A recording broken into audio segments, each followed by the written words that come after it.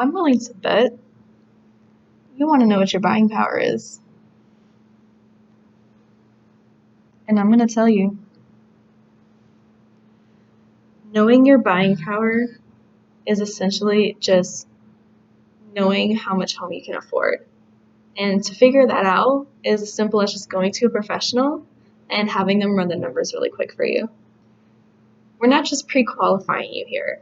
We are trying to put you into a very powerful negotiating position. This is extremely important when you're trying to get the home that you want.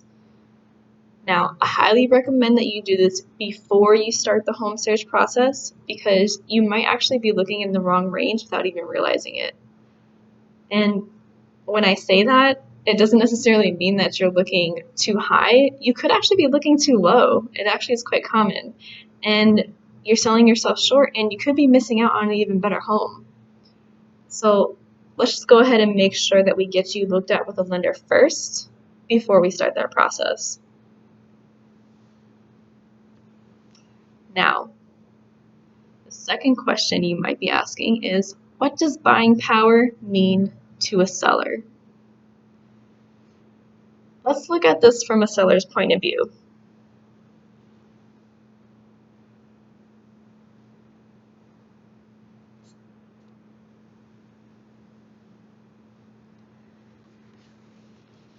Oh, goody.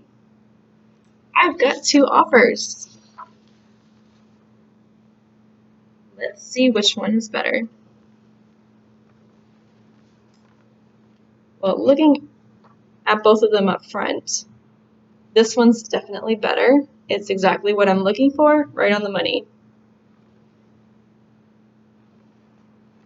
Wait a minute.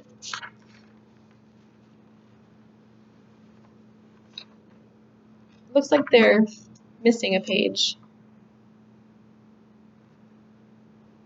Do they not have their pre-qualification letter or a bank statement? How do I know they can afford this house?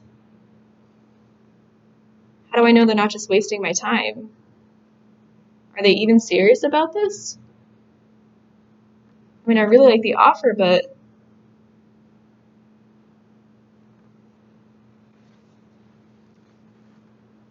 this one's not as good, but they do have their pre-qualification letter, and it shows that they can't afford this house.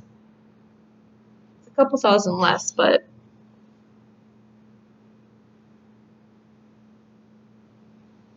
if I accept this offer, then that means my house might end up going back up on the market if it doesn't go through.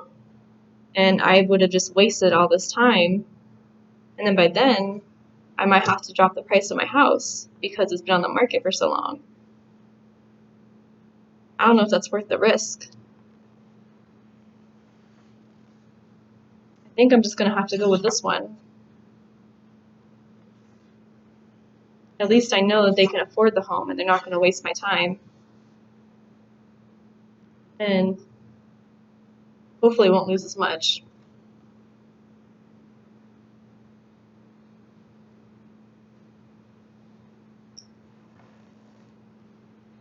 Now,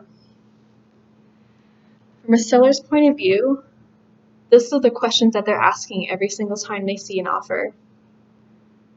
And this is critically important, especially when we're in a multiple offer situation, which is extremely common in today's market. Now, I'm going to tell you something, and you might want to write this down.